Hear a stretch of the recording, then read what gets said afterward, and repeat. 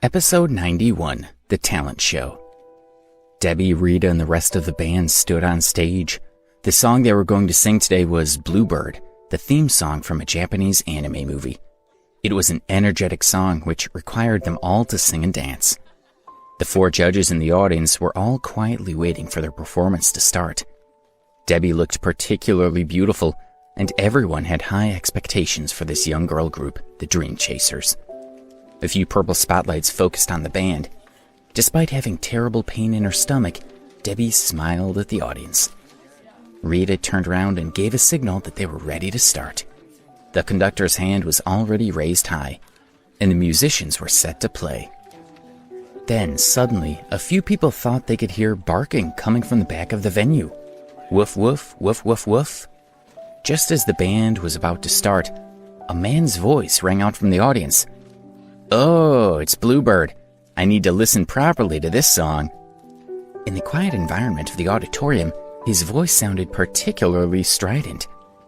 People in the audience started to ask each other, "Who is it?" "How rude," one spectator exclaimed.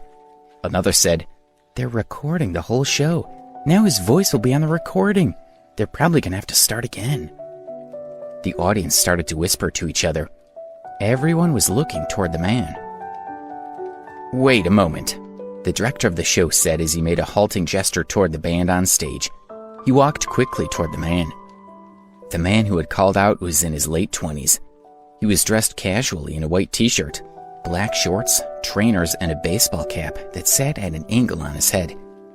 He was not particularly handsome, but his mannerisms exuded the air of someone wealthy. He was with a woman who was stylishly dressed. She wore a light blue shirt tucked into her shorts. Her hair was purplish red, and her skin was white and clear. Even though she wore a pair of large sunglasses that covered half of her face, she was very beautiful. The couple was very confident and did not feel embarrassed that they were drawing attention to themselves in front of so many people. They walked through the audience with their large dog, looking around them with cold eyes and pushing people out of the way. Occasionally, they yelled at someone rudely. The director walked over to the couple with a smile. He said, "Mr. Dempsey, you've arrived.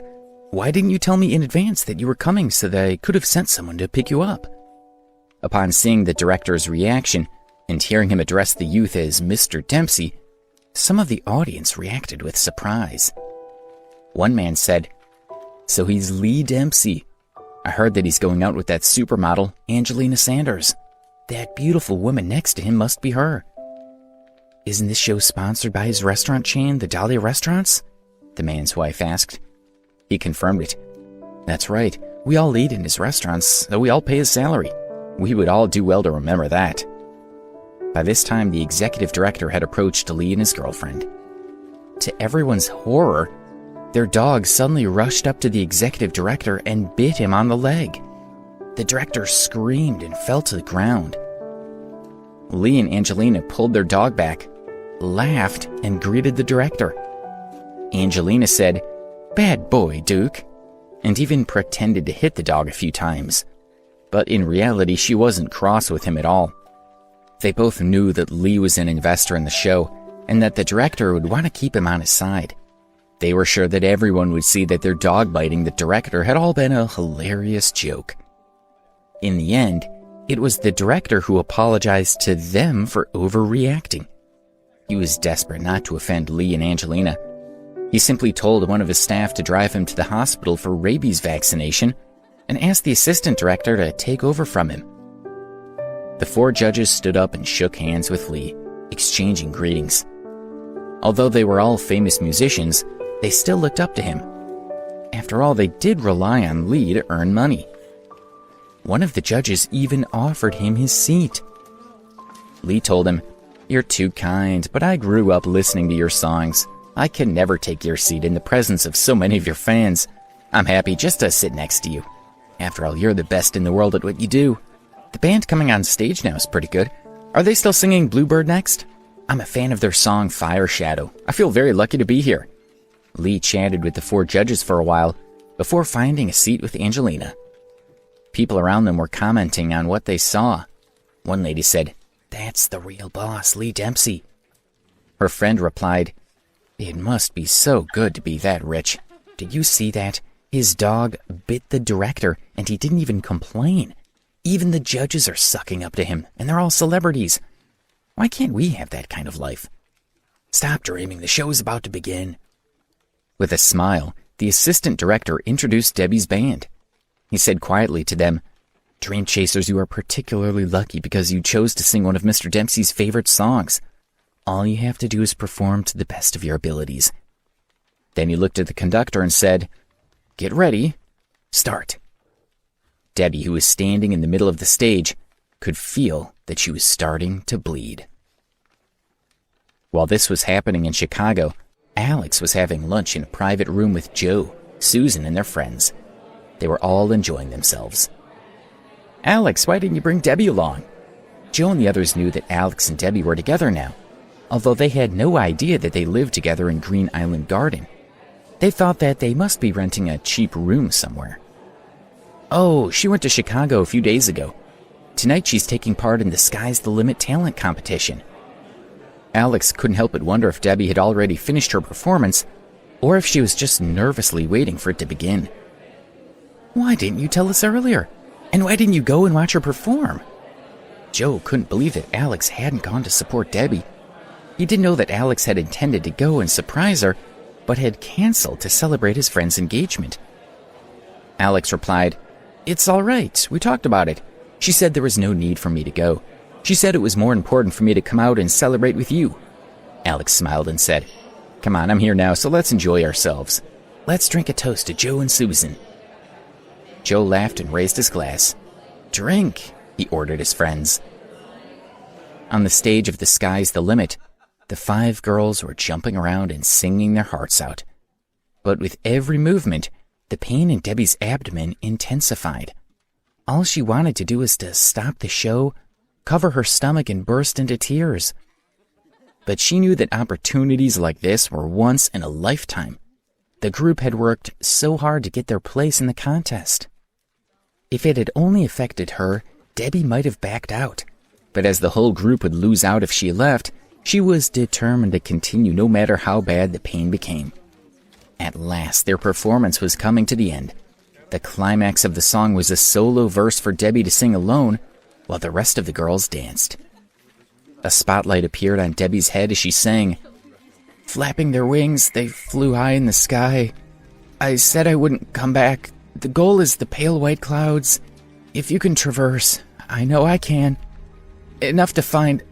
Swing as much as you can. Take off." Debbie tried to give the best performance she could, but singing required her to breathe deeply, and this made her feel as if her appendix was being squeezed in a vice.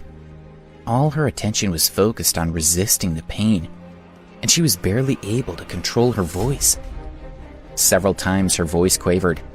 Even the most tone-deaf members of the audience could tell that Debbie's singing was poor. Lee sat down frowning. Debbie reached a crescendo in the song, which required her to take a particularly deep breath. As she breathed in, the pain in her stomach intensified, and her lungs felt like they were being constricted by a python, the pain increasing bit by bit. But she was determined not to give up. With a pale face, she smiled and continued to perform. She was starting to feel very hot. Unaware of Debbie's plight in Chicago, Alex was enjoying himself, drinking with Joe and their friends. He happily picked up a cigarette and joined Ben and the others in cheering and heckling as Joe and Susan kissed. Performing the dance moves, Debbie twisted her waist to the music. Every move she made was a torment to her. It felt as if someone was stabbing her with needles. Bluebird was finally coming to an end. Debbie's vision had become unfocused, and her mind was becoming muddled. She was on the verge of collapse, but she still needed to perform the last few lines of her solo. The other 4 members of the group were dancing around Debbie on stage.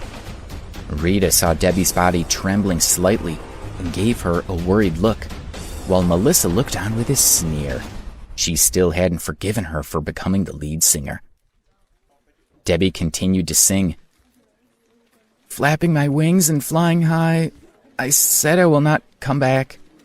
Looking for... It was pure white, The clouds. Debbie's singing became intermittent, and her breathing was raspy. She was even moaning slightly. Debbie had done her best to control her voice throughout the performance, but now she couldn't control it at all. One of the judges commented, "What is this terrible singing?" "We don't even need to give them a score. This segment will definitely be cut out," said another. "I can sing better than that," the first judge agreed. The audience, on the other hand, felt that something must be wrong. They were discussing it among themselves, but they had no idea how much pain Debbie was in. Lee stared angrily at her. Angelina said to him, "Darling, she totally ruined your favorite song. I'm so sorry." Lee didn't say anything, but he sighed heavily. "Duke, don't you think so?" Angelina looked at the dog who was lying on a seat beside her. "Woof, woof, woof, woof." Duke barked a few times. Sensing that a few people near them were losing their patience with them, Duke started growling at them uneasily. When the people backed away, he relaxed. Angelina rubbed his big head and soothed him. "Good boy, my little Dukey.